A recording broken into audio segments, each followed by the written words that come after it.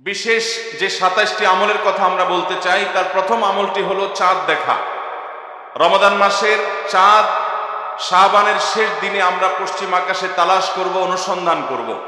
নবী করিম সাল্লাল্লাহু আলাইহি সাল্লাম বলেছেন, সুমু লিরুইয়াতিহি ওয়া আফতিরু লিরুইয়াতিহি, তোমরা চাঁদ দেখে রোজা রাখো আর চাঁদ দেখে তোমরা ঈদ উদযাপন করবে। অতএব মুসলমান রমজান মাসে সিয়াম সাধনা শুরু করবে চাঁদ দেখে, এবং সিয়াম ছেড়ে ঈদ উদযাপন করবে সেটাও চাঁদ দেখে করবে। আর এই চাঁদ দেখাটা নবী করিম সাল্লাল্লাহু আলাইহি সাল্লামের গুরুত্বপূর্ণ একটি সুন্নাহ। চাঁদ দেখতে গিয়ে কেউ যদি চাঁদ দেখতে পান তিনিও সওয়াব পাবেন। যদি আপনি চাঁদ তালাশ করেন আর চাঁদ দেখতে নাও পান, তারপরও আপনি সওয়াব পাবেন, কারণ আপনি চেষ্টা করেছেন। চাঁদ দেখার একটি দোয়া নবী সাল্লাল্লাহু আলাইহি সাল্লাম আমাদেরকে শিক্ষা দিয়েছেন, আর সেটা হলো আল্লাহুম্মা আহিল্লাহু আলাইনা বিল ইয়ুমনি ওয়াল ঈমান ওয়াস সালামাতি ওয়াল ইসলাম রব্বি ওয়া রাব্বুকাল্লাহ।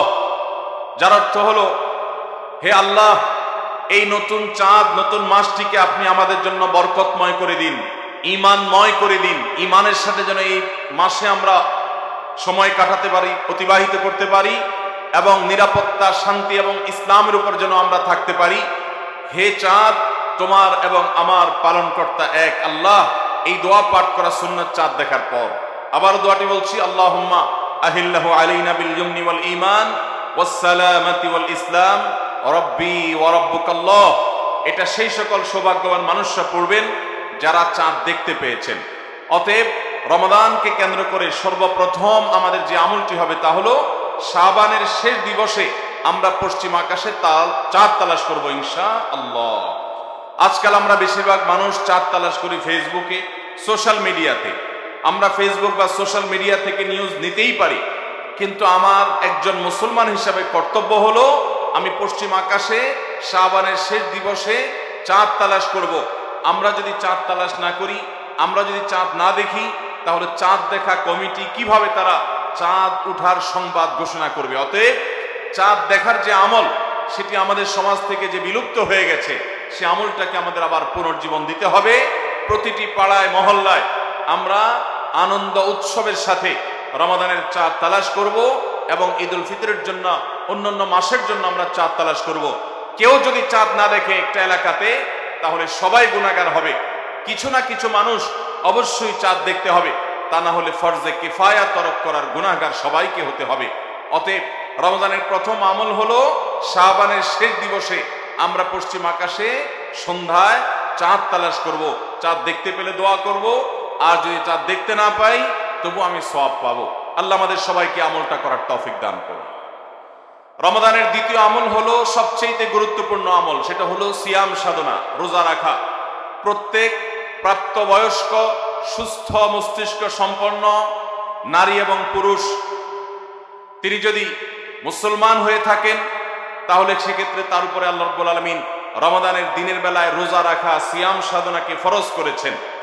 প্রত্যেক প্রাপ্তবয়স্ক মুসলিম নারী এবং পুরুষ যদি সুস্থ সবল হয়ে থাকেন, আল্লাহ রাব্বুল আলামিন এই ফরজটাকে পালন করতে হবে। আল্লাহ বলেছেন, কুতিবা আলাইকুমুস সিয়াম, তোমাদের উপরে রোজা রাখাটাকে ফরজ করা হয়েছে। অতএব রমজানের দিনের বেলা রোজা রাখা হলো রমজানের সবচেয়ে বড় আমল। এটা হলো দ্বিতীয় আমল বলেছি। নাম্বার 3, রমাদান মাস উপলক্ষে রাতের বেলা তারাবির নামাজ আদায় করা, এটা রমাদানের তৃতীয় আমল। নবী করিম সাল্লাল্লাহু আলাইহি সাল্লাম বলেছেন, মান কামা রমাদানা ঈমানান ওয়া ইহতিসাবা গুফিরা লাহু মা তাকাদ্দামা মিন যামবি। যে ব্যক্তি রমজান মাসে রাতে দাঁড়িয়ে ঈমানের সাথে, ইখলাসের সাথে আল্লাহর কাছ থেকে সওয়াব পাওয়ার আশায় তারাবির নামাজ পড়বে, তার পূর্বের সমস্ত গুনাহ খাতা মাফ করে দেওয়া হবে। মোহতারাম হাজরিন, অতএব রমজানের এই তৃতীয় আমল তারাবির নামাজটাও আমাদেরকে সুন্দর করে ধীরস্থিরতার সাথে উত্তম রূপে আদায় করার চেষ্টা করতে হবে। এটা হলো রমজানের তৃতীয় আমল। মা বোনরা বাসা বাড়িতে নিজ জায়গায় এবং পুরুষরা মসজিদে জামাতের সাথে তারাবির নামাজ আদায় করার চেষ্টা করবেন। এই তারাবির সালাত, এটা হলো রমজানের তৃতীয় আমল। নাম্বার 4, রমজানের চতুর্থ আমল হলো সাহারি করা। আমরা অনেকে ইচ্ছাকৃতভাবে সাহারি করি না, হয়তো কখনো ভালো লাগে না সাহারি করতে, খাওয়ার রুচি থাকে না, আমরা সাহারি খাই না। সাহারি খাওয়া ছাড়াও যদি কেউ রোজা রাখে, রোজা হয়ে যাবে, কিন্তু সাহারি খেলে আপনার খাদ্য গ্রহণ হবে, পাশাপাশি আপনি সওয়াব লাভ করবেন। প্রতিদিনই আপনি খাবার খান, এই সমস্ত খাবার খাওয়াটা জায়েজ, এটার কারণে আপনার কোনো সওয়াব হবে না যদি আপনি সাধারণ ভাবে আপনি খাবার খান।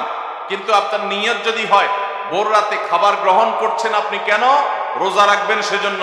রোজার নিয়তে ভোর রাতে যে খাবার খাচ্ছেন, যেটাকে সাহারি বলা হয়, এই খাবারটা খেলে আপনার শুধু পেট ভরবে তা নয়, এর মাধ্যমে একটা সুন্নাতের জিন্দা করার সওয়াব, একটা সুন্নতের আমল করার সওয়াব আপনার আমলনামায় লেখা হবে। নবী করিম সাল্লাল্লাহু আলাইহি সাল্লাম বলেছেন, তাসাহহারু ফাইন্না ফিস সাহুরি বারাকা, তোমরা সাহারি খাও, কারণ সাহারির খাবারের মধ্যে বরকত আছে। এই খাবারের মধ্যে বরকত আছে, এটার মধ্যে কল্যাণ আছে। এটা আমাদের আত্মিক বরকতের কারণ, এটা আমাদের শারীরিক বরকতের কারণ। এই জন্য রমজান মাসে আমাদেরকে সাহারি খেতে হবে যথাসম্ভব।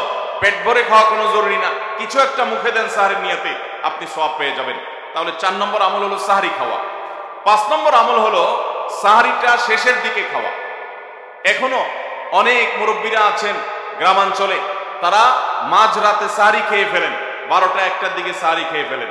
সাহারি খাওয়ার জন্য সবচেয়ে উত্তম সময় হলো রাতের শেষ প্রহরের একেবারে শেষের দিকে।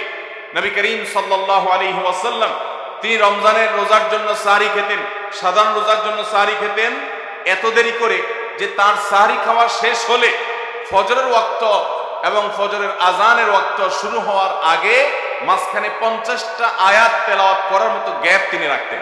তার মানে তার সাহারি খাওয়া শেষ আর ফজরের ওয়াক্ত শুরু, এই দুইয়ের মধ্যে 50টা আয়াত তেলাওয়াত করার মতো সময় তিনি রাখতেন।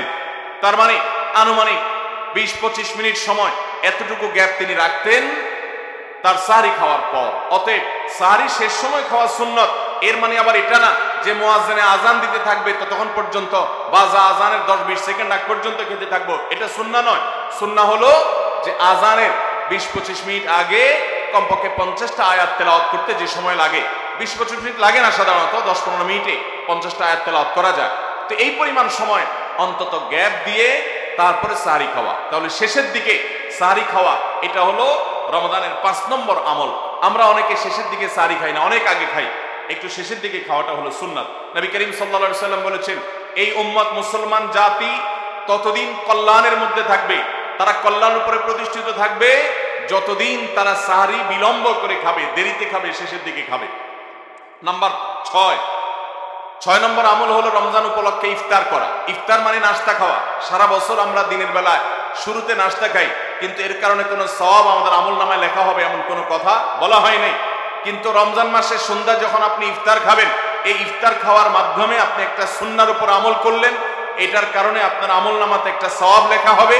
সওয়াবের আশা যদি আপনার থাকে, ইফতারের নিয়ত যদি আপনার থাকে, তাহলে এর মাধ্যমে আপনি সওয়াব লাভ করবেন। এই ইফতার করা এটা রমজানের একটা গুরুত্বপূর্ণ সুন্নাহ। ইফতার যদি কেউ নাও করে রোজা হয়ে যাবে, কিন্তু সুন্নাহ তরক হয়ে গেল। এই জন্য ইফতারে যতটুকু তৌফিক হয় ততটুকু কিছু না কিছু মুখে দেওয়া, এটা সুন্নাহ রমজান মাসের 6 নম্বর আমল। 7 নম্বর আমল হলো ইফতারটা তাড়াতাড়ি করা, ইফতার বিলম্বে না করা। আমরা অনেকে আছি ইফতার অনেক বেশি দেরি করি। আমরা মনে করি যত দেরি করে ইফতার করা যায় ততই বোধহয় রোজাটা নিশ্চিতভাবে শুদ্ধ হয়, সঠিক হয়। এটা ভুল ধারণা। নবী করিম সাল্লাল্লাহু আলাইহি সাল্লাম বলেছেন, যতদিন পর্যন্ত এই উম্মত মুসলমান জাতি ইফতার দ্রুততার সাথে করবে, অর্থাৎ ওয়াক্ত হওয়ার পর আর বিলম্ব করবে না, ততদিন পর্যন্ত তারা কল্যাণের মধ্যে থাকবে। এক্ষেত্রেও সাহারির মতো একই কথা প্রযোজ্য, যে দ্রুততার সাথে মানে এই নয় যে একবারে সেকেন্ড হিসাব করে ফেলতে হবে, তবে যতটুকু সম্ভব নিশ্চিত হয়ে গেছেন সূর্য ডুবে গেছে আর বিলম্ব না করে ইফতার করাটাই হলো সুন্নাহ। এবং এক্ষেত্রে আমরা অনেক অবহেলা করি, অনেক দেরি করে ইফতার করি, চতুর্দিকে অন্ধকার হয়ে যাওয়ার পরে ইফতার করে। সাধারণত শিয়ারা এবং অনেক বিভ্রান্তরা আহলুস সুন্নাহ জামাতের সকল উলামায়ে কেরামের উলামায়ে কেরামের ঐক্যবদ্ধ ফতোয়া হলো যে ইফতার তাড়াতাড়ি করা হলো সুন্নাহ। অতএব 7 নম্বরের রমজানের আমল হলো ইফতার তাড়াতাড়ি করা। 8 নম্বরের রমজানের আমল হলো ইফতারের দোয়া পড়া। ইফতারের দোয়াটা আমরা অনেকে জানিও না, আবার অনেকে জানলেও সেটা কখন পড়তে হয় সেটা জানি না। ইফতারের শুরুতে বিসমিল্লাহ বলে ইফতার শুরু করতে হবে, ইফতার করা শেষ, এরপরে দোয়া পড়তে হবে। আমরা অনেকে ইফতারের আগে দোয়া পড়ি, এই দোয়াটা ইফতার দোয়াটা পড়তে হয় ইফতারের পরে। দোয়াটা হলো যাহাবাজ জামা ওয়াবতাল্লাতিল উরুক ওয়া সাবাতাল আজরু ইনশাআল্লাহ। এটা হলো দোয়া। যাহাবাজ জামা মানে হলো আমার পিপাসা দূর হয়ে গেল, ওয়াবতাল্লাতিল উরুক আমি ইফতার করার মাধ্যমে প্রশান্ত হয়েছে, আমার শিরা উপশিরাগুলো সবগুলো সিক্ত হয়েছে, ওয়া সাবাতাল আজরু ইনশাআল্লাহ এবং এই রোজার বিনিময় আল্লাহর কাছে সাব্যস্ত হলো ইনশাআল্লাহ। এই দোয়া পাঠ করা সুন্নাহ। তাহলে ইফতারের পর আমরা এই দোয়া পড়ব, যাহাবাজ জামা ওয়াবতাল্লাতুল উরুক ওয়া সাবাতাল আজরু ইনশাআল্লাহ। এটা হলো রমজানের 8 নম্বরের আমল, ইফতারের দোয়া পড়া। 9 নম্বরের আমল হলো ইফতার এবং সাহারি উভয়টাতে খেজুর খাওয়া। এটা সুন্নাহ। খেজুরের মধ্যে প্রচুর খাদ্য শক্তি আছে। আমরা রমজান মাসে যে রোজা রাখি, সারাদিন পানাহার বর্জন করে থাকি, আমরা যদি সাহারিতে খেজুর খাই আমাদের শরীরে প্রচুর পরিমাণ খাদ্য শক্তি থাকবে এই খেজুর খাওয়ার ফলে। খেজুর অনেক উপকারী একটা খাবার। আমাদের দেশেও আজকাল খেজুর উৎপাদন হচ্ছে আল্লাহর মেহেরবানিতে। এই খেজুর ইফতারিতে নবী করিম সাল্লাল্লাহু আলাইহি সাল্লাম আধা পাকা আধা কাঁচা খেজুর, যেটা যে অর্ধেক পেকেছে অর্ধেক কাঁচা, সেগুলো তিনি পছন্দ করতেন। সেটা না পাওয়া গেলে সাধারণ খেজুর এটা দিয়ে ইফতার করা, এটা আমরা সবাই জানি। কিন্তু যেটা আমাদের দেশে মানুষ জানে না তা হলো সাহরিতে ইফতার সাহরি খাওয়া, সাহরিতে আপনার খেজুর খাওয়া সুন্নাত। নবী করিম সাল্লাল্লাহু আলাইহি সাল্লাম বলেছেন, নি'মা সাহুরুল মুমিনি আত-তামার, ইমানদারের সবচেয়ে উত্তম সাহরি হলো খেজুর। আপনি সাহরিতে ভাত তরকারি যাই খান বা না খান, অন্তত একটা হলো খেজুর খাবেন, তাহলে নবী সাল্লাল্লাহু আলাইহি সাল্লামের এই সুন্নাহর উপরে আমল হয়ে যাবে। তাহলে 9 নম্বর রমজানের আমল হলো সাহরিতে এবং ইফতারে উভয় সময়ে কমপক্ষে একটা হলেও খেজুর খাওয়া, মানে খেজুর খাওয়াটা হলো সুন্নাহ। 10 নম্বর রমজানের আমল হলো দিনভর বেশি বেশি দোয়া করতে থাকা। ভাইরা আমার, রোজাদার ব্যক্তির দোয়া আল্লাহ রাব্বুল আলামিন ফিরিয়ে দেন না। রোজাদার ব্যক্তি দিনভর আল্লাহর কাছে দোয়া করতে থাকলে সেই দোয়া কবুল হয়। নবী করিম সাল্লাল্লাহু আলাইহি সাল্লাম বলেছেন যে কয়েক ব্যক্তির দোয়া ফেরত দেওয়া হয় না, এর ভিতরে একজন হলেন আস-সাইমু হাত্তা ইফতির, রোজাদার ব্যক্তি ইফতার করা পর্যন্ত তার দোয়া কবুল হতে থাকে। আপনি রোজাদার অবস্থায় দোকানে কাজ করছেন, খেতে খামারে কাজ করছেন, আপনি ব্যবসা প্রতিষ্ঠানে কাজ করছেন, আপনি রাস্তায় হাঁটাচলা করছেন, মা বোনরা বাসা বাড়িতে গৃহস্থলী কাজকর্ম করছেন, এই কাজের ফাঁকে ফাঁকে ওযু নাই, অসুবিধা নেই, এই অবস্থায় আপনি দোয়া করতে থাকেন। রোজাদার অবস্থায় দোয়া কবুল হয়। সারাদিন আপনি মনে মনে আপনার চাওয়াগুলো আল্লাহর কাছে নিবেদন করেন, আল্লাহর সাথে আপনি কথা বলতে থাকেন। কারণ দোয়া কবুলের একটা মোক্ষম সময় হলো রমজান মাসে এই রোজা অবস্থায়, বিশেষ করে ইফতারের আগ মুহূর্তে দোয়া কবুল হয়। আমরা তখন অনেকে ইফতার নিয়ে ব্যস্ত হয়ে পড়ি। তাহলে আমরা 10 নম্বর আমল জানলাম রমজান মাসে, সেটা হলো বেশি বেশি আল্লাহর কাছে দোয়া করা, আল্লাহর কাছে মনের চাওয়াগুলো পেশ করা, দুনিয়ার চাওয়া আখিরাত চাওয়া। আল্লাহ আমাদেরকে তৌফিক দান করুন। 11 নম্বর রমজানের বিশেষ আমল হলো সকল প্রকার পাপাচার বর্জন করা। কারণ রমজানের রোজার উদ্দেশ্যই হলো আমরা যেন পাপাচার বর্জন করতে পারি। রমজানের যে রোজা রাখি, এই রোজা মূলত কোরআন এবং হাদিসের ভাষায় এটাকে সওম বা সিয়াম বলা হয়। সওম বা সিয়াম শব্দের অর্থ হলো বিরত থাকা। আর এই বিরত থাকার মানে হলো আমার সামনে পানির বোতল আছে, আমার সামনে খাবার আছে, হালাল টাকায় কেনা, আবার পেটে ক্ষুধা আছে, তৃষ্ণাও আছে, পিপাসা আছে, তারপর আমি খাচ্ছি না, পান করছি না। কেন? কারণ আল্লাহ নিষেধ করেছেন। এখান থেকে শিক্ষা গ্রহণ করে আমার সামগ্রিক জীবনে সকল হারাম, সকল নিষিদ্ধ কাজ থেকে আমাকে বিরত থাকতে হবে, সেই শিক্ষা সিয়াম আমাকে দেয়। এই জন্য এই সিয়ামের মাধ্যমে হারাম বর্জন করা, আল্লাহর নিষিদ্ধ কাজগুলো বর্জন করা, এই ট্রেনিং, এই অভ্যাস রমজান মাসে গড়ে তুলতে হবে। নবী করিম সাল্লাল্লাহু আলাইহি সাল্লাম বিভিন্ন হাদিসে সেই গুরুত্ব আরোপ করেছেন। কোরআনে কারীমে আল্লাহ বলেছেন, তোমাদের উপরে সিয়াম ফরজ করা হয়েছে, তোমাদের পূর্ববর্তীদের উপরে যেমন ফরজ করা হয়েছে সেরকম। উদ্দেশ্য লাআল্লাকুম তাত্তাকুন, যাতে করে তোমরা গুনাহ ছাড়া আল্লাহর নির্দেশগুলো মেনে চলা, তাকওয়া অর্জন করা, অবলম্বন করার ট্রেনিং নিতে পারো, তাকওয়া অবলম্বন করতে পারো, শিখতে পারো এখান থেকে। অতএব রমজানের 11 নম্বর বিশেষ গুরুত্বপূর্ণ আমল হলো সকল হারাম, সকল পাপাচারগুলো এই মাসে বিশেষভাবে বর্জন করে চলা। যদি সেটা কেউ না করে তাহলে তার এই রোজার কোনো অর্থ হতে পারে না। অতএব 11 নম্বর আমল পাপাচার বর্জন করে চলা। 12 নম্বর আমল হলো পাপাচারের মধ্যে আবার বিশেষ করে মিথ্যা কথা, মিথ্যা কাজ, প্রতারণা 2 নম্বরই, এগুলো পরিহার করে চলা। এগুলো অন্য সময় তো পরিহার করতেই হবে, রমজানে আরো বিশেষ গুরুত্বের সাথে পরিহার করতে হবে। বুখারীর হাদিসে আসছে, নবী করিম সাল্লাল্লাহু আলাইহি সাল্লাম বলেছেন, মাল্লাম ইয়াদা কাওলাজ জুরি ওয়াল আমাল বিহি ফালাইসা লিল্লাহি হাজা আন ইয়াদা তাআমাহু ওয়া শারাবা। যে ব্যক্তি মিথ্যা কথা, মিথ্যা কাজ এগুলো ছাড়লো না, সেই ব্যক্তির উপবাস থাকায় আল্লাহর কোনো ঠেকা পড়ে নাই। অর্থাৎ তার এই রোজা থাকাটা উপোস থাকা ছাড়া কিছুই নয়, আর তার এই উপোস থাকায় আল্লাহর কোনো প্রয়োজন পড়ে নাই। অর্থাৎ তার এই রোজার কোনো মানে নাই, অর্থহীন হয়ে যাবে যদি সে রোজা রেখে মিথ্যা কথা বলে, মিথ্যা কাজ করে। এই জন্য রমজান মাসের গুরুত্বপূর্ণ আমল হলো 12 নম্বর আমল, যে আমরা মিথ্যা কথা, মিথ্যা কাজ রমজান মাসে পরিহার করবো রোজা অবস্থা বিশেষ করে। 13 নম্বর আমল হলো স্পেশালি ঝগড়াঝাটি থেকে বিরত থাকা। নবী করিম সাল্লাল্লাহু আলাইহি সাল্লাম বলেছেন, কোন রোজাদারের সাথে কেউ যদি কুতর্ক করতে আসে, ঝগড়া ফাসাদ করতে আসে, তাহলে সে বলবে ইন্নী সাইম, আমি তোমার ঝগড়া, আমি তোমার গালিগালাজ, আমি তোমার বিতর্ক বর্ষার জবাব দিতে পারছি না, কারণ আমি রোজাদার অবস্থায় আমি আমার মুখ নষ্ট করব না, সময় নষ্ট করব না। অতএব ফেসবুকের বাইরে, সোশ্যাল মিডিয়াতে অথবা অনলাইনে অফলাইনে যে কোনো জায়গায় আমরা রমজান মাসে বিশেষভাবে ঝগড়া ঝাঁটি, গন্ডগোল, ফাসাদ, তর্ক বিতর্ক, বর্ষা এগুলো আমরা বর্জন করে চলবো, কারণ এটা রমজানের বিশেষ গুরুত্বপূর্ণ আমল যে এই মাসে আমি কোনো ঝগড়াঝাটি করব না। এটা হলো রমজানের 13 নম্বর বিশেষ আমল। 14 নম্বর বিশেষ আমল হলো সাধারণ যত আমল আছে, সাধারণ যত ভালো কাজ আছে, সেই ভালো কাজগুলো এই মাসে সবচেয়ে বেশি গুরুত্বের সাথে করা। কারণ আপনারা জানেন নবী করিম সাল্লাল্লাহু আলাইহি সাল্লাম বলেছেন, রমজানের শুরুর দিকে আল্লাহর পক্ষ থেকে এক ফেরেশতা ঘোষণা দিতে থাকে, ইয়া বাগিয়াল খায়র আকবিল, তোমাদের মধ্যে কেউ কি কোনো কল্যাণের পথে চলতে চায়, এমন কোন মানুষ আছে যে কল্যাণকামী, যে ভালো কাজ করতে চায়, তাহলে সে যেন অগ্রসর হয়, কারণ ভালো কাজ করার মৌসুম এসেছে, সময় এসেছে, সুবর্ণ সুযোগ এসেছে। এটা আমল করার সময়, এটা নিজের আমল নামার শূন্য স্থানগুলো পূরণ করার সময়, এটা জান্নাতের পথে এগিয়ে যাওয়ার সময়। অতএব যত নেক আমল আছে, সেটা যেই ধরনেরই হোক না কেন, সকল ভালো কাজ সবচেয়ে বেশি করতে হবে এই রমজান মাসে। 5 ওয়াক্ত নামাজকে গুরুত্বের সাথে পড়তে হবে, অন্যান্য সমস্ত আমলগুলো করতে হবে, সাধারণ আমলগুলো বিশেষ গুরুত্বের সাথে করা। এটা হলো 14 নম্বর আমল রমজানের। 15 নম্বর আমল হলো খুব গুরুত্বের সাথে ইস্তেগফার করা, আল্লাহর কাছে গুনাহ মাফ চাওয়া। কারণ আপনারা জানেন রমজান মাস এসেছে আমাদের গুনাহগুলোকে মাফ করাবার জন্য, রমজান মাস এসেছে আমাদেরকে জাহান্নাম থেকে মুক্তির পরোয়ানা পাইয়ে দেওয়ার জন্য। নবী করিম সাল্লাল্লাহু আলাইহি সাল্লাম বলেছেন, ওয়ালিল্লাহি ওয়াতাকা মিনান নার ওয়া যালিকা কুল্লু লাইলা, রমজানের প্রতি রাতে আল্লাহ তাআলা অসংখ্য অগণিত মানুষকে জাহান্নাম থেকে মুক্ত, অমুক জাহান্নাম থেকে মুক্ত, অমুককে জাহান্নাম থেকে মুক্ত ঘোষণা করা হলো। এই আল্লাহর ফরমান ইলাহি তিনি জারি করতে থাকেন, বহু মানুষকে আল্লাহ তাআলা মুক্ত ঘোষণা করেন। একজন ইমানদার বান্দা এই আল্লাহর তাআলার সাধারণ ক্ষমার অফার নেওয়ার জন্য তিনি চোখের পানি ফেলে দোয়া করবেন, তিনি বিভিন্ন সময় দোয়া করবেন, আল্লাহ রমজান মাস চলছে, এটা গুনাহ মাফ করানোর সময়, এটা গুনাহ মাফ করার সুবর্ণ সুযোগ, আপনি আমার গুনাহগুলো মাফ করে দিন, আমার ভুল ত্রুটি মাফ করে দিন, সারা বছর আমি অনেক পাপ করেছি, আল্লাহ আপনি আমাকে ক্ষমা করে দিন, আমার হিসেবে যত আমল নামাতে যত গুনাহ আছে সবগুলো আপনি ডিলিট করে দিন। আল্লাহর কাছে মাফ চাইতে হবে।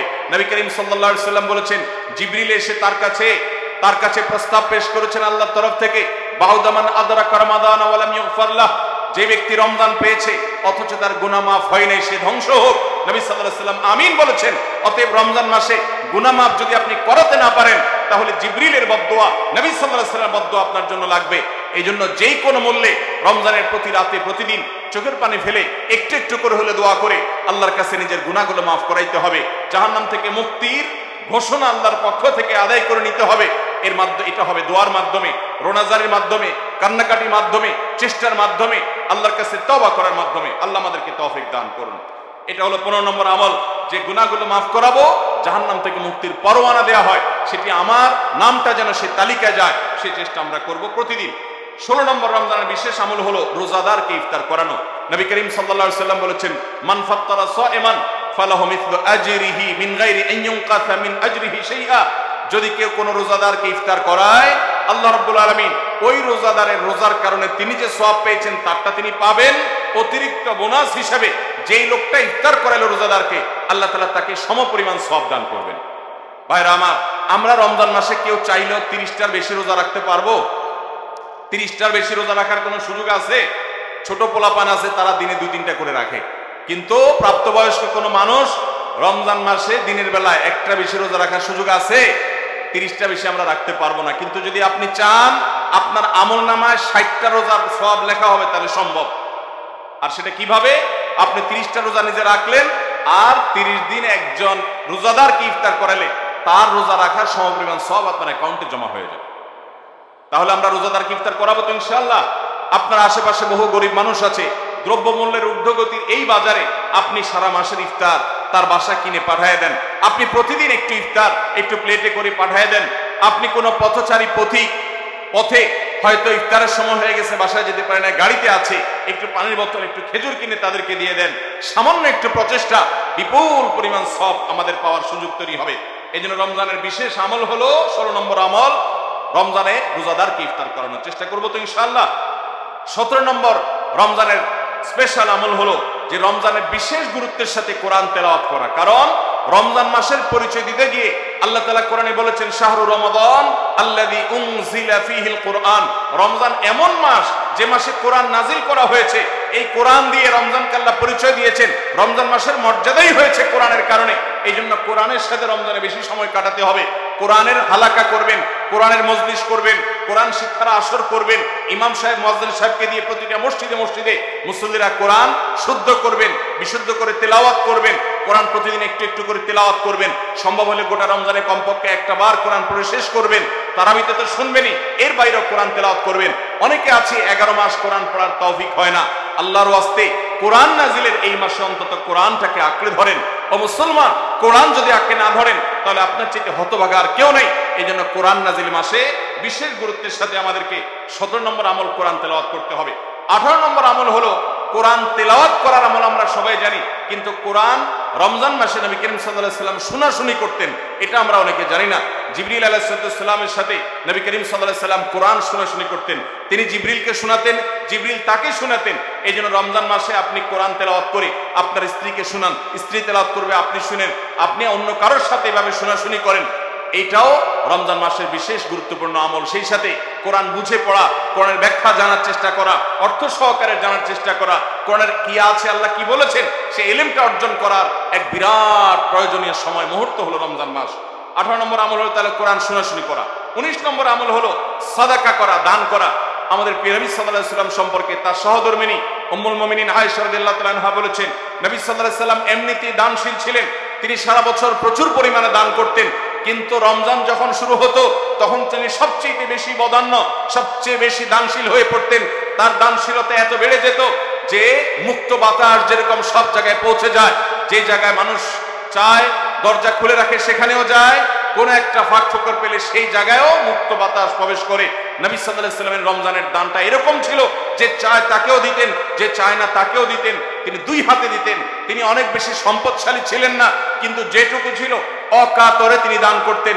আমাদের আয়েশা রাদিয়াল্লাহু তাআলা হাদিস থেকে বোঝা যায় রমজান মাস দানের মাস। এই জন্য নবীজি বছরের অন্য যে কোনো সময় চাইতে রমজানে বেশি বেশি দান করতেন।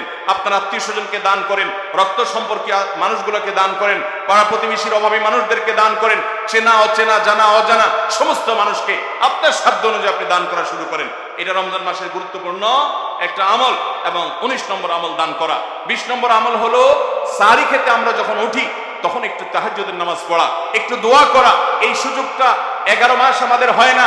তাহাজ্জুদের নামাজ এত গুরুত্বপূর্ণ যে কোরআনে কারিমে আল্লাহ রাব্বুল আলামিন এই নফল আমলের নির্দেশ করেছেন, অমিনাল লাইলি ফাতাহাজ্জাদ বিহি নাফিলাতাল লাক, রাতের কিছু অংশ নফল হিসাবে তুমি তাহাজ্জুদ পড়ো। ভাইরা আমার, 5 ওয়াক্ত নামাজের জন্য ডাকে মুয়াজ্জিন আযানের মাধ্যমে, আর তাহাজ্জুদের জন্য ডাকেন স্বয়ং আল্লাহ রাব্বুল আলামিন।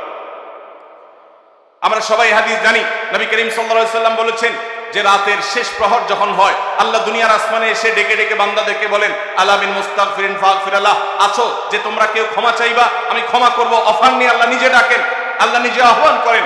এই জন্য ভাইরা আমার, তাহাজ্জুদের নামাজ 12 মাস আমরা পড়তে পারি, 11 মাস আমরা পড়তে পারি না, কারণ আমাদের কাজে কামে ব্যস্ততা, রাতে দেরিতে শোয়ার বদভ্যাস। আমরা চাইলেও তাহাজ্জুদ পড়তে পারি না, ফজর পড়তেই কষ্ট হয় অনেকের। কিন্তু রমজান মাসে তো সাহরি খেতে আপনি উঠেন, আপনি একটু চেষ্টা করলে 10টা মিনিট সময় বের করেন, সাহরি খাওয়ার পরে বা আগে 10টা মিনিট নিরিবিলি 2-4 রাকাত নামাজ পড়েন, সময় নিয়ে আস্তে আস্তে ধীরে ধীরে সিজদা গিয়ে একটু চোখের পানি ফেলেন, একটু দোয়া করেন, মনের চাওয়াগুলো নিবেদন করেন। এই সুযোগটা রমজানে বিশাল বড় সুযোগ। আমরা অনেকেই এটা মিস করি, শুধু সাহরি খেয়ে আমরা সময় পার করি। আমাদের অনেক যুবকরা, অনেক তরুণরা আজকাল সাহরি পার্টি বের করেছে।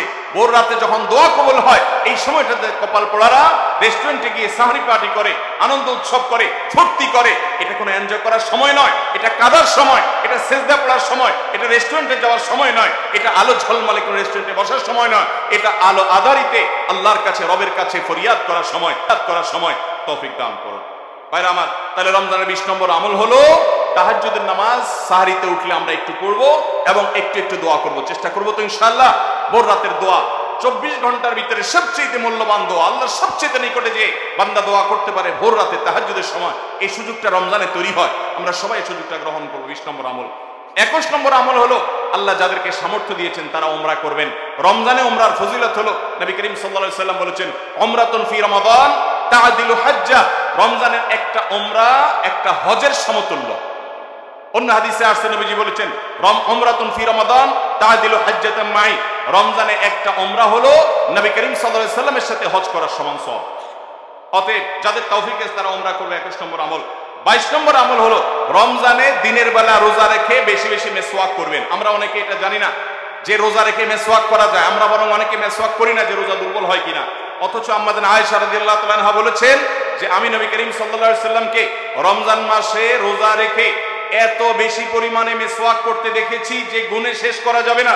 এই জন্য রমজান মাসে আপনার পকেটে মেসওয়াক থাকতে হবে এবং বেশি বেশি করে আপনি মেসওয়াক করবেন। দুপুরে প্রত্যেক নামাজের আগে পরে যখন সুযোগ পান আপনি মেসওয়াক করবেন এবং মেসওয়াক করার মাধ্যমে আরেকটি আমল হবে যেটি নবী সাল্লাল্লাহু আলাইহি সাল্লাম করতেন রোজা রেখে। এটি 22 নম্বর আমল, রোজা রেখে মেসওয়াক করা। 23 নম্বর আমল হলো রমজানের শেষ 10টা দিন ইতিকাফে বসে যাওয়া। যাদের তৌফিক আছে মসজিদে ইতিকাফে বসে যাবেন। ভাইরা আমার, তৃতীয় হিজরিতে রোজা ফরজ হওয়ার পর নবী করিম সাল্লাল্লাহু আলাইহি সাল্লাম জীবনে কখনো রমজানের শেষ 10 দিন মসজিদে ইতিকাফে বসা ছাড়া সময় কাটান নাই। আমরা বেশিরভাগ মানুষ জীবনে একবারও ইতিকাফের তৌফিক আমাদের হয় নাই। যে আমল নবী করিম সাল্লাল্লাহু আলাইহি সাল্লাম কখনো ছাড়েন নাই, আমরা বেশিরভাগ কপাল পোড়া সে আমলটা জীবনে একবারও করি নাই। ইতিকাফের মানে হলো আপনি গাট্টি বসকা নিয়ে, আপনার কাঁথা বালিশ নিয়ে, আপনার সব কাপড় চোপড় নিয়ে আপনি আল্লাহর চৌকাঠে এসে পড়ে যাওয়া। এটা অত্যন্ত অত্যন্ত তৃপ্তিদায়ক একটা ইবাদত, অত্যন্ত এই একটা মজাদার একটা ইবাদত যেটার স্বাদ আপনি আস্বাদন একবার করলে আপনাকে আর কেউ ঠেকাতে পারবে না। আমরা মনে করি ইতিকাফ মানে মসজিদে বন্দী হয়ে যাওয়া, কথা বলা যাবে না, বোবার মতো থাকতে হবে। এটা ভুল ধারণা। মসজিদে থাকলে প্রয়োজনে কথা বলতে পারবেন, আপনি ঘুমাতে পারবেন, আপনি অন্যান্য প্রয়োজনীয় কাজ, একান্ত প্রয়োজনীয় কাজও করতে পারবেন। তবে মসজিদের মধ্যে নিজেকে বন্দী করে রেখে আপনি যখন ইবাদত করবেন আপনার ফিলিংস হবে যে আমি আল্লাহর কাছে এসে নিজেকে বন্দী করে ফেলেছি। অসম্ভব ভালো লাগা কাজ করবে। আপনি যদি ইতিকাফে থাকেন তাহলে সেক্ষেত্রে বিশাল বড় একটা আমল আপনি জিন্দা করলেন। আমাদের দেশে অনেক মসজিদে ইতিকাফের জন্য লোক ভাড়া করা হয়। লোক ভাড়া করে ইতিকাফে বসাইলে সেটা গুনাহ হবে। যে ভাড়া করে রাখবে সেও গুনাহগার, যে ভাড়ার বিনিময়ে বসবে সেও গুনাহগার হবে। ইবাদতে কোনো টাকা পয়সা দেওয়া চলে না। অতএব ভাইরা আমার, ইতিকাফ আমরা করব তো ইনশাআল্লাহ। রমজানের শেষ দশকে ইতিকাফ করা এটা 23 নম্বর আমল। 24 নম্বর আমল হলো রমজানের শেষ দশকে বেশি বেশি ইবাদত করার চেষ্টা করা। বুখারী শরীফে আসছে নবী করিম সাল্লাল্লাহু আলাইহি সাল্লাম সম্পর্কে আম্মা জান আয়েশা বলেছেন, ইদা দাখালাল আশর, রমজানের শেষ 10 দিন যখন শুরু হতো তখন নবী সাল্লাল্লাহু আলাইহি সাল্লাম কি করতেন? আইকাজ আহিয়া লাইলা, সারা রাত আর ঘুমাতেন না। শেষ 10 দিন সারা রাত ঘুমাতেন না। ওয়াশাদ্দা মিযজারা, কোমর বেঁধে নিতেন। ওয়াইকাদা আহলা, এবং তার পরিবারকে তিনি জাগিয়ে তুলতেন। আরেক হাদিসে আসছে নবী সাল্লাল্লাহু আলাইহি সাল্লাম বলেছেন, কারণ নবী সাল্লাল্লাহু আলাইহি ওয়াসাল্লাম ইদা দাখালাল আশর ইয়াজতাহিদু ফীহি মা লা ইয়াজতাহিদু ফী গায়রি, নবীজির জীবনে কখনো ইবাদতের জন্য এত চেষ্টা করতেন না যত চেষ্টা করতেন রমজানের শেষ দশকে ইবাদতের জন্য। আমাদের দেশে দেখবেন রমজানের প্রথম 10 দিন মসজিদ পূরণ হয়ে, মসজিদের বারান্দা ফিল আপ হয়ে, বাহিরেও মুসল্লি হয়, সেখানে চাটাই এবং কার্পেট বিছানো লাগে। কিন্তু দ্বিতীয় দশক আসলে আস্তে আস্তে বাহিরে মুসল্লি হাওয়া হয়ে যায়, আস্তে আস্তে চাটাই উঠে যায়, মসজিদের ভিতরে মুসল্লি চলে আসে। শেষের 10 দিন হলে একেবারে মূল মুসল্লি। 24 নম্বর আমল হলো শেষ দশক বিশেষভাবে ইবাদত করা। 25 নম্বর আমল হলো লাইলাতুল কদর তালাশ করা। নবী করিম সাল্লাল্লাহু আলাইহি সাল্লাম বলেছেন, তাহাররু লাইলাতুল কদর ফিল বিত্রি মিনাল আশরিল আওয়াখির মিন রমাদান, তোমরা রমজানের শেষ দশকের বেজোড় রাতগুলোতে লাইলাতুল কদর বেশি বেশি করে তালাশ করো। বেজোড় রাতগুলোতে বেশি বেশি, শেষ দশকের প্রত্যেক রাতেই জেগে জেগে ইবাদত করা কদর হতে পারে সে আশায়। কদরের একটা রাত যদি ইবাদত করতে পারেন আপনি, তাহলে 1000 মাস ইবাদতের চাইতে বেশি উত্তম হবে, আপনার আমলনামাতে সওয়াব বেশি জমা হবে। এই জন্য কদরের রাতে ইবাদতের চেষ্টা করা। সারা বছরের শ্রেষ্ঠ রাত হলো কদরের রাত। কোরআন নাজিল হয়েছে এই কদরের রাতে। অতএব কদর রাত পাওয়ার জন্য শেষ দশকের প্রত্যেকটা রাতে, প্রত্যেকটা না পারলে অন্তত বেজোড় 21, 23, 25, 27, 29 এই রাতগুলোতে ইবাদত করবো। আল্লাহ আমাদেরকে তৌফিক দান করুন। তাহলে 25 নম্বর আমল হলো লাইলাতুল কদর তালাশ করা। শেষ দশকের সবগুলো রাতে, সম্ভব না হলে বেজোড় রাতে। আল্লাহ আমাদেরকে তৌফিক দান করুন। আর 26 নম্বর আমল হলো লাইলাতুল কদর যদি আমরা পেয়ে যাই, মনে হয় যে এটা লাইলাতুল কদর হতে পারে, তাহলে একটা বিশেষ দোয়া পড়া। দোয়াটা হলো আল্লাহুম্মা ইন্নাকা আফুউন তুহিব্বুল আফওয়া ফাআফু আন্নি, হে আল্লাহ আপনি ক্ষমাশীল, আপনি ক্ষমা করতে ভালোবাসেন, পছন্দ করেন, আপনি আমাকে ক্ষমা করুন। এই দোয়াটা পড়বো তো ইনশাআল্লাহ। আল্লাহুম্মা ইন্নাকা আফুউন, বড় বড় অর্থবহ একটা দোয়া, বড় মজাদার একটা দোয়া। আল্লাহুম্মা ইন্নাকা আফুউন, আল্লাহ আপনি তো ক্ষমাশীল, তুহিব্বুল আফওয়া ক্ষমা করতে পছন্দ করেন, ফাআফু আন্নি অতএব আমাকে ক্ষমা করেন। 26 নম্বর আমল লাইলাতুল কদরের দোয়া পড়া। 27 নম্বর এবং সর্বশেষ আমল হলো রমজানের শেষে, ঈদের চাঁদ দেখা যাওয়ার পর অথবা ঈদের চাঁদ দেখা যাওয়ার একদিন আগেও করা যায়, ফিতরা আদায় করা। গরিবদের বাসায় খাদ্য পৌঁছে দেওয়া, এটা কেন করব? নবী করিম সাল্লাল্লাহু আলাইহি সাল্লাম বলেছেন, যাকাতুল ফিত্রে তুহরাতান লিস-সাইমি আনিল লাগবি ওয়ার রাফাস ওয়া তু'মাতাল লিল মাসাকিন। ফিতরা এটা হলো দুইটা উদ্দেশ্যে। এক হলো রোজা রেখে আমাদের যে ছোটখাটো ভুল ত্রুটি হয়, অনর্থক কথা হয়ে যায়, এগুলো থেকে রোজাটাকে পরিচ্ছন্ন করার জন্য সদকায়ে ফিতর বা আমরা যে ফিতরা দেই এটা ভূমিকা রাখে, এটা কার্যকর হয়, আমাদের রোজাকে ত্রুটিমুক্ত করে দেয়, রিফাইন্ড করে দেয়। আর দ্বিতীয়ত হলো ঈদের দিন গরিব দুঃখীদের বাসায় খাবারের নিশ্চয়তা এনে দেয়। এই জন্য রমজানের শেষ আমল হবে যেটা দিয়ে রমজানকে আমরা বিদায় দিব, সেটা হলো ফিতরা দেওয়া, ফিতরার আমল করা। এটা আমরা সবাই, পরিবারের যত লোক আছে, রোজা থাকুক কিংবা ছোট বাচ্চা হোক, সবার তরফ থেকে একজন করে মিসকিনকে পুরো দিনের খাবার আমরা দিয়ে দিব। চেষ্টা করবো তো ইনশাআল্লাহ। আল্লাহ আমাদের সবাইকে তৌফিক দান করুন। তাহলে আমরা রমাদান মাসের বিশেষ 27টি আমলের কথা জানলাম। আমরা আবারও এক নজরে বলে দিচ্ছি রমাদান মাসের বিশেষ 27টি আমল। নাম্বার 1, শাবানের শেষ দিবসে সন্ধ্যায় পশ্চিম আকাশে রমজানের চাঁদ তালাশ করা, রমজানকে কেন্দ্র করে, এটি একটি আমল। এবং সেই সাথে চাঁদ যদি দেখতে পাই তাহলে চাঁদ দেখার দোয়া পড়া, আল্লাহুম্মা আহিল্লাহু আলাইনা বিল ইয়ুমনি ওয়াল ঈমান ওয়াস সালামাতি ওয়াল ইসলাম রব্বি ওয়া রাব্বুকাল্লাহ। যদি কেউ চাঁদ দেখতে নাও পান, চেষ্টা করার কারণে তিনিও সওয়াব পাবেন ইনশাআল্লাহ। তাহলে প্রথম আমল হলো চাঁদ দেখা, চাঁদ দেখতে পেলে দোয়া পড়া। দ্বিতীয় আমল হলো রমাদান মাসে দিনের বেলা সিয়াম পালন করা। প্রত্যেক প্রাপ্তবয়স্ক নারী এবং পুরুষ মুসলমান তাদের সুস্থ হলে, অবশ্যই সুস্থ থাকলে তাদেরকে রোজা রাখতে হবে, এটা ফরজ। 3 নম্বর আমল হলো রমজান মাসের রাতের বেলায় তারাবির সালাত আদায় করা উত্তমভাবে, সুন্দরভাবে। 4 নম্বর আমল হলো সাহারি খাওয়া, একটু কিছু হলেও রোজার নিয়ত ভোর রাতের খাবার খাওয়া, এর মধ্যে বরকত আছে খাবারের মধ্যে। 5 নম্বর আমল হলো সাহারিটা শেষের দিকে খাওয়া, এমন ভাবে খাওয়া যে সাহারি খাওয়া শেষ করলে আজান দিতে আর 50টা আয়াত তেলাওয়াত করার মতো সময় থাকে। 6 নম্বর আমল হলো ইফতার করা। ইফতার করা এটা সুন্নাহ একটা আমল। আপনি সুন্নাত জিন্দা করার উদ্দেশ্যে বা সুন্নাত আমল করছেন, সে উদ্দেশ্যে, ইফতারের উদ্দেশ্যে, রোজা ভাঙার উদ্দেশ্যে খাবার খেলে আল্লাহ রাব্বুল আলামিন আপনাকে সওয়াব দান করবেন। ইফতার করা 6 নম্বর আমল। 7 নম্বর হলো ইফতারটা একটু তাড়াতাড়ি করা, অর্থাৎ সূর্য ডুবে গেছে, নিশ্চিত হয়ে গেছেন, আর দেরি না করে অবিলম্বে ইফতার করে ফেলা। 8 নম্বর আমল হলো ইফতারের দোয়া করা। ইফতারের শুরুতে বিসমিল্লাহ বলবেন, ইফতার করা শেষ বা ইফতার কিছু দূর করে ফেলেছেন, এরপর দোয়া পড়বেন যে যাহাবাজ জামা ওয়াবতালাতুল উরুক ওয়া সাবাতাল আজরু ইনশাআল্লাহ। এবং 9 নম্বর আমল হলো ইফতারিতে খেজুর খাবেন এবং সাহারিতেও খেজুর খাবেন। সাহারিতে খেজুর খেলে নবী সাল্লাল্লাহু আলাইহি সাল্লাম বলেছেন, ইমানদারের সবচেয়ে উত্তম সাহারি হলো খেজুর, অন্য যাই খান একটা খেজুর হলো সাহারির সময় আপনি খাবেন। 10 নম্বরের আমল হলো সারাদিন বেশি বেশি রোজা দোয়া করা, কারণ রোজাদার ব্যক্তির দোয়া আল্লাহ তাআলা ফিরিয়ে দেন না ইফতার রাগ পর্যন্ত। এই জন্য চলতে ফিরতে, উঠতে বসতে মনে মনে আল্লাহর সাথে কথা বলা, মুনাজাত করা, দোয়া করতে থাকা। 11 নম্বর আমল হলো সকল পাপাচার বর্জন করা, কারণ রমজান মাসের উদ্দেশ্যই হলো মানুষকে মুত্তাকি বানানো, পাপাচার বর্জন করতে শেখানো। আমরা পান এবং আহার বর্জন করি, যৌনতা বর্জন করি, এর মাধ্যমে আমরা বর্জন করার প্রশিক্ষণ নেই। এই জন্য হারাম কাজ পরিহার করা রমজান জুড়ে, এটা হলো 11 নম্বর আমল। 12 নম্বর আমল হলো বিশেষভাবে মিথ্যা পরিহার করা, কারণ কেউ যদি মিথ্যা কথা, মিথ্যা কাজ না ছাড়ে তার রোজা রাখার কোনো মানে নাই, হাদিসে আসছে। 13 নম্বর আমল হলো ঝগড়া বিবাদ থেকে দূরে থাকা। নবী সাল্লাল্লাহু আলাইহি সাল্লাম বলেছেন, রোজা অবস্থায় কেউ ঝগড়া করলে সে বলবে আমি রোজাদার, আমি জবাব দিতে পারবো না। এবং এর পাশাপাশি 14 নম্বর আমল হলো সকল সাধারণ নেক আমলগুলো এই মাসে একটু বিশেষ গুরুত্বের সাথে করা, কারণ আমলের মাস এটা, ভর বসন্ত আমলের।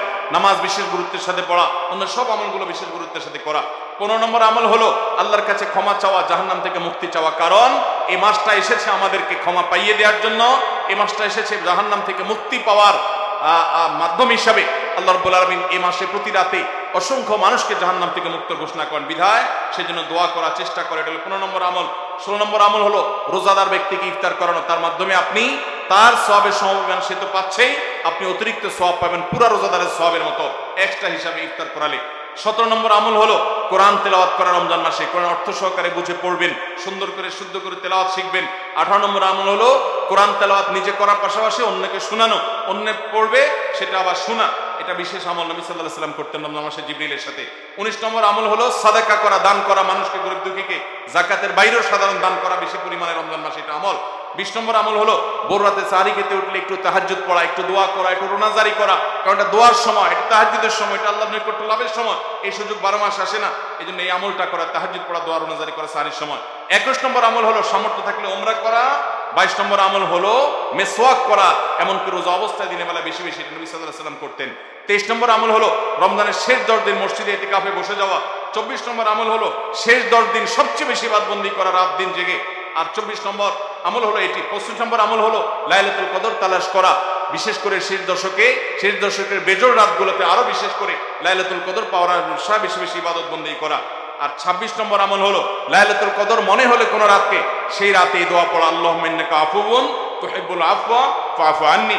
আর 27 নম্বর আমল হলো রমজানের শেষ দিনে একেবারে শেষ মুহূর্তে রমজানকে বিদায় দেওয়া, গরিব দুঃখীদের বাসায় ফিতরা পৌঁছে দেওয়ার মাধ্যমে। আল্লাহ রাব্বুল আলামিন এই 27টি বিশেষ আমলের মাধ্যমে আমাদের রমাদানকে অর্থবহ এবং সার্থক করার তৌফিক দান করুন। এই রমাদান যেন আমাদের জীবনের শ্রেষ্ঠ রমাদান হয়, এই রমাদান যেন আমাদের জীবনে অর্জনের রমজান হয়, এই রমজান যেন আমাদের জীবনে ক্ষমা লাভের রমজান হয়, জাহান্নাম থেকে মুক্তির রমাদান হয়, আমাদের কল্যাণের রমাদান হয়। আল্লাহ তাআলা সেভাবে রমজানের প্রতিটা মুহূর্ত প্রতিটা দিনকে কাটাবার তৌফিক আমাদের সবাইকে দান করুন। জাযাকুমুল্লাহু খায়রা ওয়া আখিরু দাওয়ানা আলহামদুলিল্লাহি রাব্বিল আলামিন।